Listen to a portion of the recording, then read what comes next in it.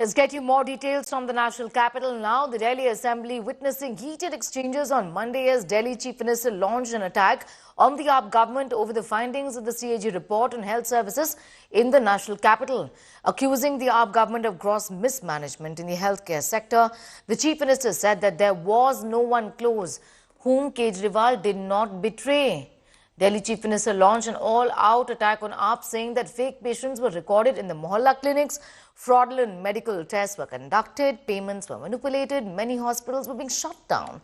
Delhi Chief Minister also accused the AAP government of involving in corruption for the last 10 years or so.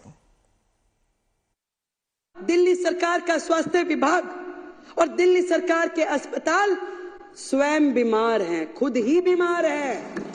इसको इलाज की जरूरत है। पहले एक एक उनका डिपार्टमेंट, एक एक चीज, डॉक्टर बेबस है, पूरी व्यवस्था बेबस है।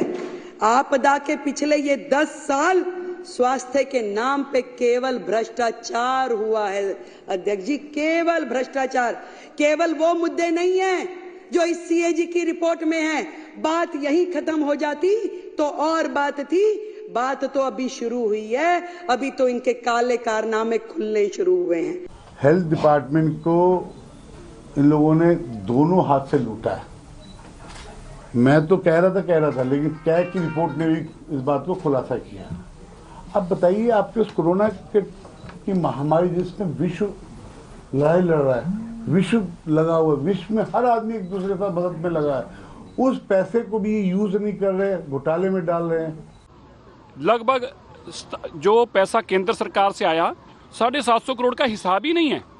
बताइए, 1 करोड़, 2 करोड़, 3 करोड़, 4 करोड़, 100 करोड़, 150, 200, 250, 750 करोड़ का हिसाब ही नहीं है।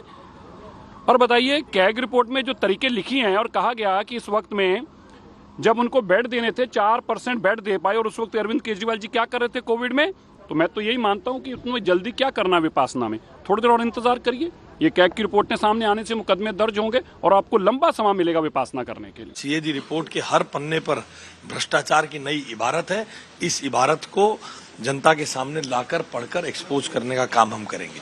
विभाग और प्रशासन एक प्रक्रिया से चलता है। जिन्होंने उस प्रक्रिया का पालना नहीं की है, जिन्होंने राजनीतिक दबाव में या लालच में भ्रष्टाचार का साथ दिया है और प्रोसेस को तोड़ा है, वे सजा के हकदार होने ही चाहिए।